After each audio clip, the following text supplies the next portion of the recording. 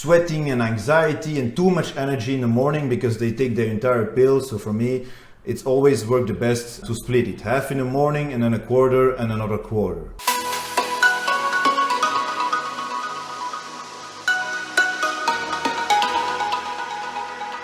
What's up folks, it's Uranus from Brussels. Welcome to another video. In today's video I'll be talking about what exactly I'm taking regarding my hormonal replacement therapy. So I'll go over my TRT protocol, my thyroid medication, my blood work and all the other stuff I'm on. I get this question very often, what exactly am I taking? So I will detail everything in this video. Let's get started. So first of all, of course, testosterone. My testosterone comes in ampoules, and so not in vials. They're in single-use ampoules, and I'm supposed to take whatever I need and throw the rest of the ampoule away, but obviously I am not doing that. I'm preloading syringes. So one ampoule, I'm preloading 4 syringes of 0.25 milliliters of the ampoule. So that's 62.5 milligrams, and I inject that twice per week. So on Tuesday evening and on Saturday morning I inject. So in total per week that's 125 milligrams of testosterone.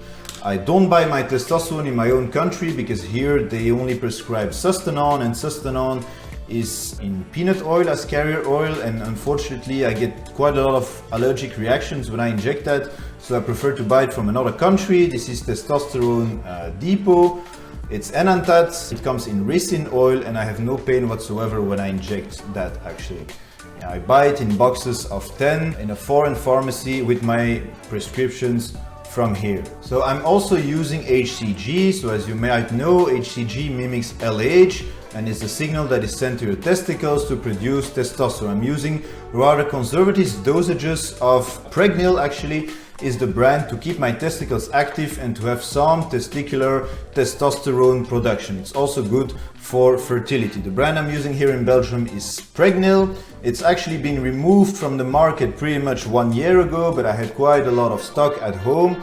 This one is actually 2 years over date, but I'm still using it because it comes in dried frozen form.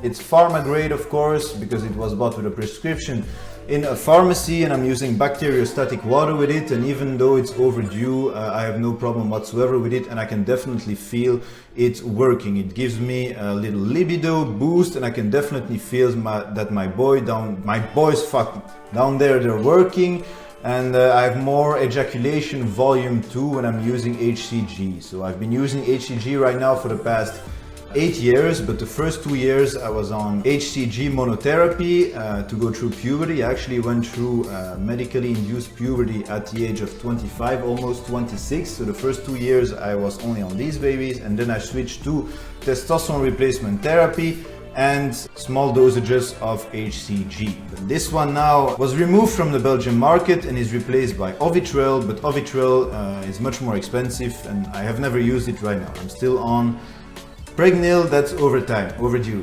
Regarding my blood work, my latest blood work is right here. I always do my blood work on Friday morning and my next pin is on Saturday morning, so it's supposed to be my levels at the lowest or at true. Now of course when you pin testosterone twice per week, you don't really have a lot of ups and downs anymore, so it's really pretty much stable. So right here, as you can see, my total testosterone last time was about 1200 nanograms per deciliter. I always test between 800 and 1200 nanograms per deciliter. So as you can see, my testosterone is a little bit too high, but I feel perfectly fine on it, and it helps for muscle growth and so on. As you can see, my free testosterone is also a little bit on the high side, but as I said, I feel perfectly fine libido wise and mentally also. I'm also on thyroid medication. I've been on thyroid medication for the past 5 or 6 years, I believe. I'm taking T4 and T3. Again, it comes from another country. It's called Eutiral, this brand, and it contains both thyroid hormones, T4 and T3. I believe this contains 100 micrograms of T4 and 20 micrograms of T3. So your liver is actually responsible to convert a small part of your T4 into T3, and it's important for your metabolism and your well-being, and apparently in my body that doesn't happen very well. The conversion is not very good. I have had multiple tests in urine, 24 hours urine, so for 24 hours you're urinating in a pot, which they analyze after that. It gives you a much more stable, it gives you a better idea of your levels over the entire day. So it's not just your levels at one moment. If you give an extract of your pee at that moment, yeah, you have it exactly at that hour, but it doesn't give a general idea of the entire day. So that's why they do it for 24 hours. And there they noticed that my T3 was still low, so now I'm on medication where I have both of them in this medication.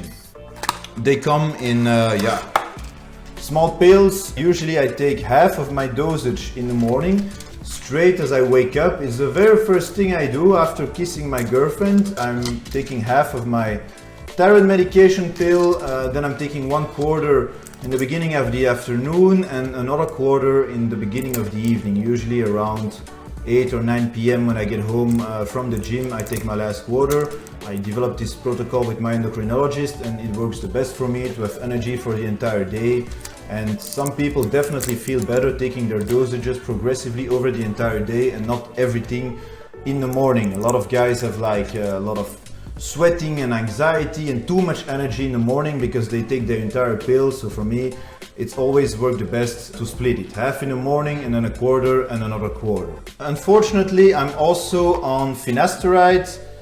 Finasteride is a 5-alpha reductase inhibitor. So if you don't know what that is, some part of your testosterone is being converted into another very potent androgenic hormone called DHT. It's dihydrotestosterone.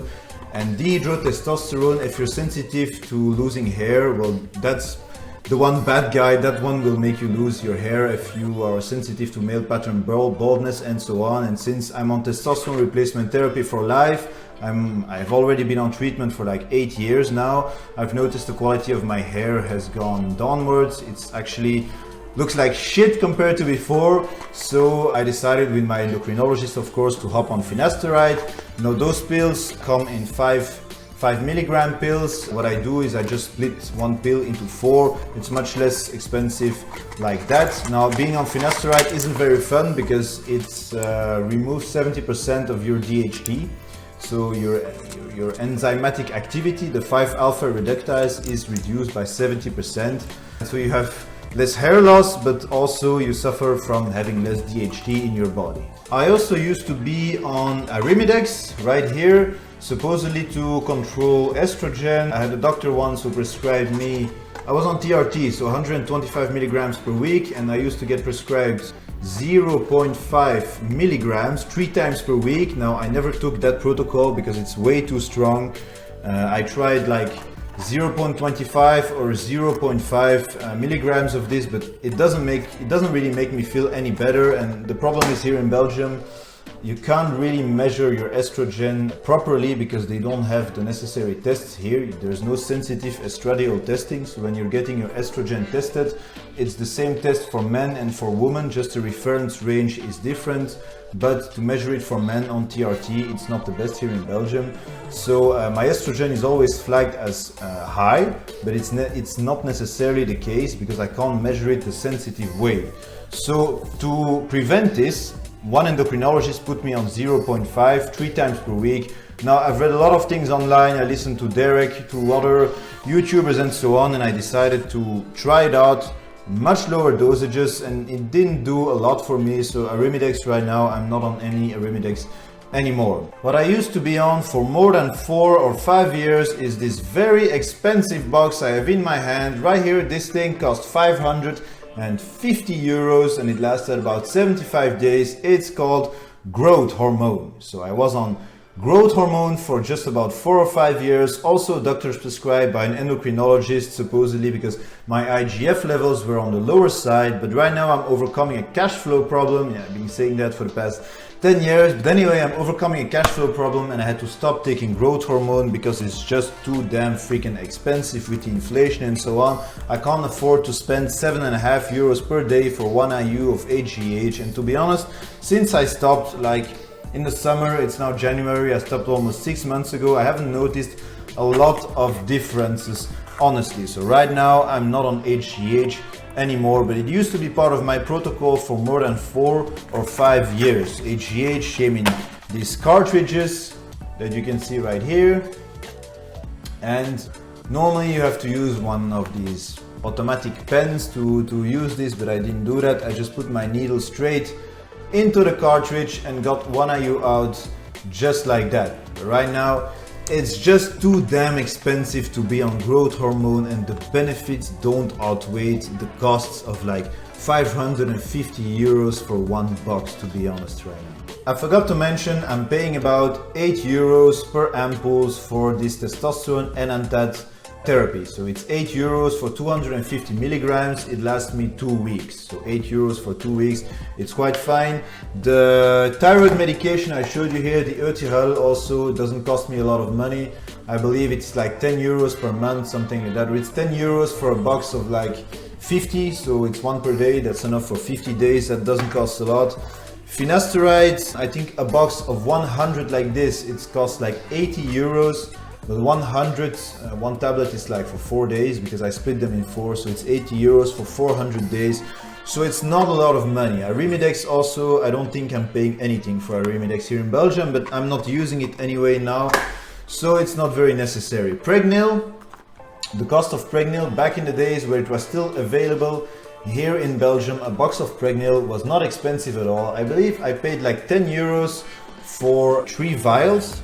Actually, this thing it's nice because it comes in these vials with sterile water and with the other vial with the powder. So we had 3 vials of 1500 IUs. Did he focus? Yes, he did. So we had 3 vials of 1500 IUs that costed like 10 euros. I'm using 500 IUs per week, so you make the calculation.